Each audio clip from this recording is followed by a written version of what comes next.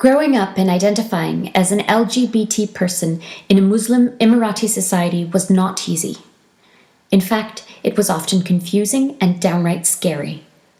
For much of my youth, I was fumbling in the dark, trying to understand myself. Where did I fit in?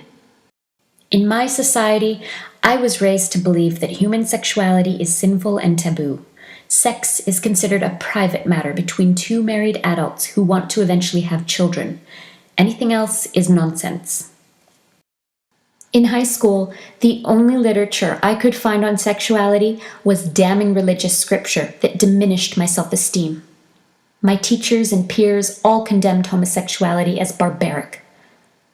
My friends did not know how often I used to think of suicide in my early teens. The world felt violent, cold, and had no place for me or my dreams because I was different. How are we expected to contribute intellectually and take pride in our country when our own people subject us to torture, imprisonment, and hormone treatments? On December 6, 2011, U.S. Secretary of State Hillary Clinton gave a speech to the United Nations. Being gay is not a Western invention. It is a human reality. Gay people are born into and belong to every society in the world. They are all ages, all races, all faiths. They are doctors and teachers, farmers and bankers, soldiers and athletes.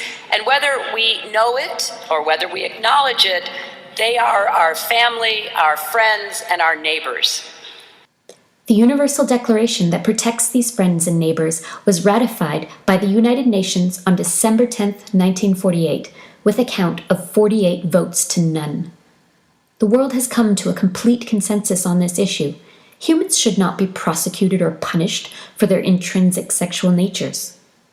If the UAE wishes to be a credible part of the international community, they must concede this point, regardless of personal religious convictions.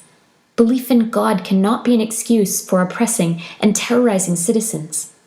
We implore the Emirati society and government to sit down and have an open, honest discussion about what it's like to be different.